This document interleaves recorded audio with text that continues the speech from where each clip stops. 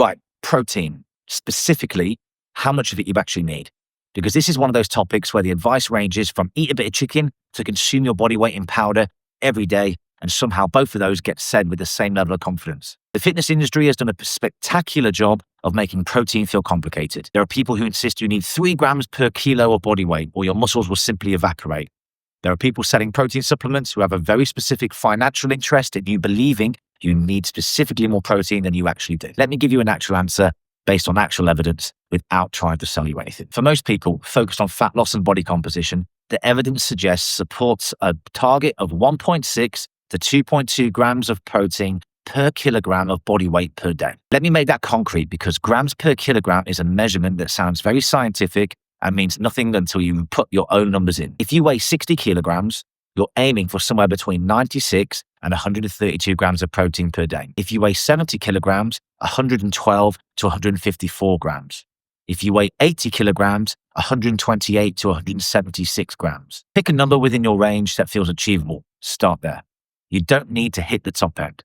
Consistently hitting the lower end of the range is dramatically better than occasionally hitting the top end and struggling the rest over time. Now, why does this range matter? Why not less? Why not more? Here's why protein is worth actually prioritizing. First, it keeps you full. Protein is the most satiating macronutrient.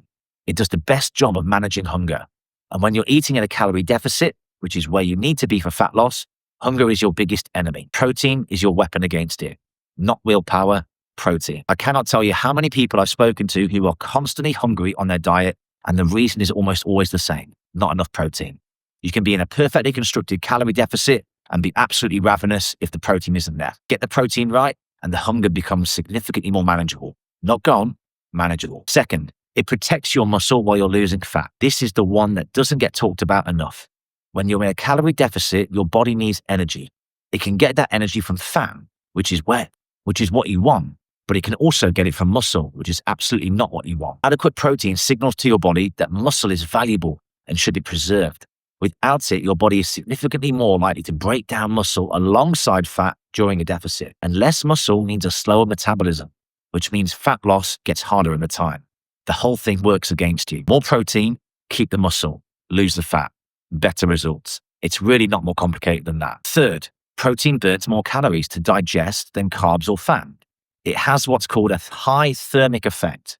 Your body works harder to process it, so it's effectively doing you a favor just by being there.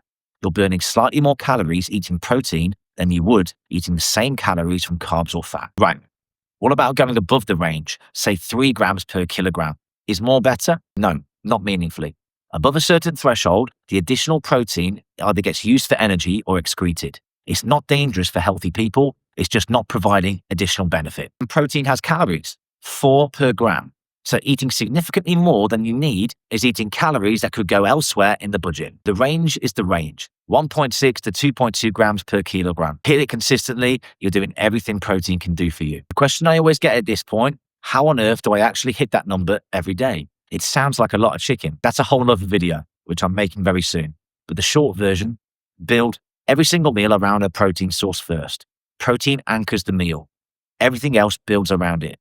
Do that consistently, and you'll be surprised how quickly the number becomes achievable. And if you want 30 days of practical daily tips on habits on exactly like this, one small thing each day that makes you 1% better, the 30-day 1% kickstart is completely free and it's in the description. 30 emails, 30 days, 1% better every single day. It compounds significantly. Go sign up. It takes 30 seconds and the first email lands in your inbox today. Subscribe for more videos every single day, and I'll see you in the next video.